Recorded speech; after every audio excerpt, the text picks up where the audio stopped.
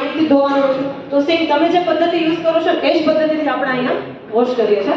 તો અહીંયા થોડા ફ્રૂટ્સ વેજીટેબલ્સ લીધેલા છે. ટમેટા છે, રીંગણા છે, મરચાં,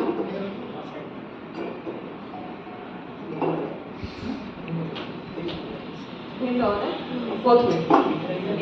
ઓકે, એ જ રીતે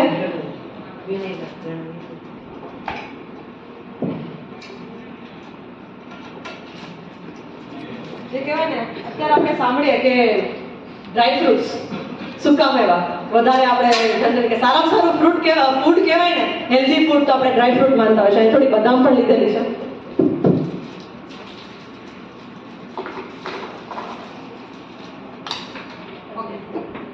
તો જેમ મેડમે વાત કરી રીતે આપણે પાણીથી વોશ કરતા હોય છે. તો બોટલ વોટર છે,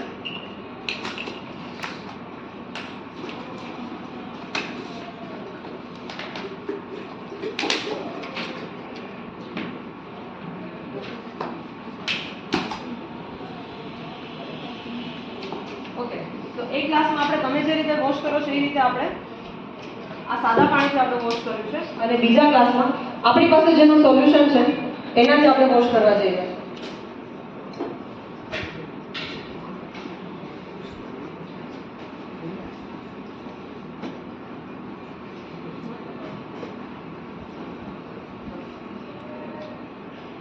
ઓકે, તો આ એનું કામ કરે ત્યાં 2-5 મિનિટ આપણે રહેવા દઈએ અને આગળ જોઈએ. બીજા એવિડન્સની હું વાત કરું, આપણે હેલ્થમાં કંઈ પણ પ્રોબ્લેમ થાય એટલે સૌથી પહેલા આપણે કોના પાસે જઈએ? ડોક્ટર.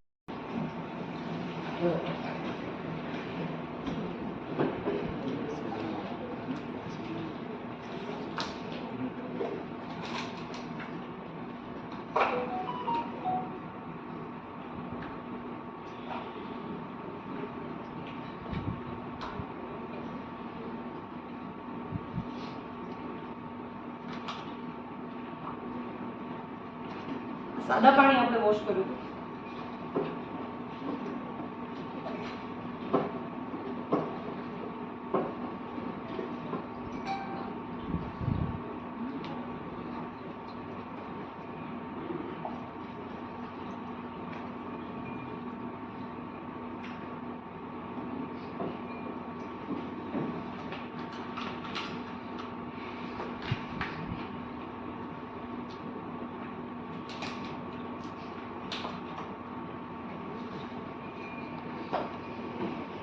અહીંયા જોઈ રહ્યા છો તમે, સાદા પાણીથી આપણે જ્યારે વોશ કરીએ છીએ, ફ્રૂટ્સ હોય, અનાજ હોય, કઠોળ હોય કે કોઈ પણ વસ્તુ હોય, તમે જોઈ શકો છો સાદા પાણીથી આપણે વોશ કરીએ છીએ તો એના ઉપર લાગેલી ખાલી ધૂળ મિટ્ટી જે છે એ જ નીકળે છે.